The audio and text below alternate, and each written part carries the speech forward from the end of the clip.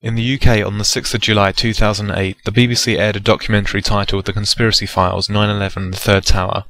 At a little under 7 years since the attacks of September 11, 2001, this programme attempts to solve what the BBC considers to be the final mystery of 9/11, the reason for the collapse of World Trade Center 7, a building that was part of the World Trade Center complex, but however was not hit by a plane.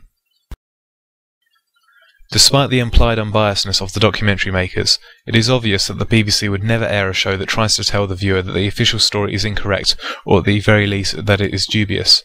This means that while presenting actual evidence relating to World Trade Center 7's collapse, the creators would have to eventually push the official story as the only possible explanation.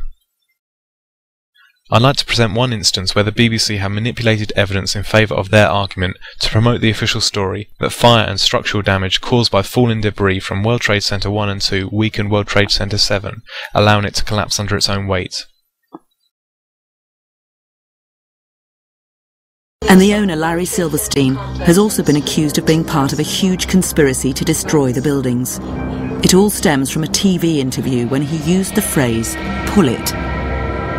I remember getting a call from the fire department commander telling me that they were not sure they were going to be able to contain the fire. And I said, we've had such terrible loss of life. Maybe the smartest thing to do is pull it. And they made that decision to pull. I ask every viewer to come to their own conclusion about the language Larry's using and the emphasis. Maybe the smartest thing to do is pull it. My personal response to his comment is that he was involved in a decision to bring the building down. But who knows? The documentary is pretending to be unbiased by showing Larry Silverstein's potentially damning confession of his involvement in the demolition of World Trade Center 7.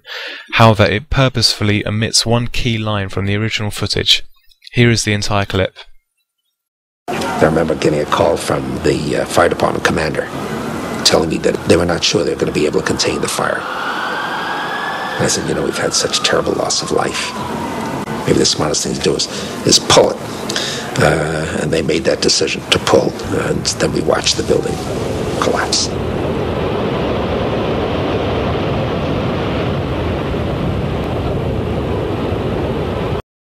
Notice how the last line from Silverstein reaffirms that when he said pull it, he is referring to the building and not the firefighters or rescue workers.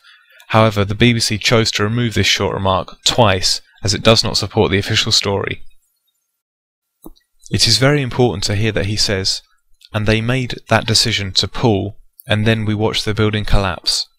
From this wording he has made a direct connection between the word pull and the collapse of the building, as if one directly affected the other. However, the BBC chose to ignore this as it does not validate their argument that Silverstein meant pull the firefighters out. I welcome others to point out the manipulations involved in this BBC documentary.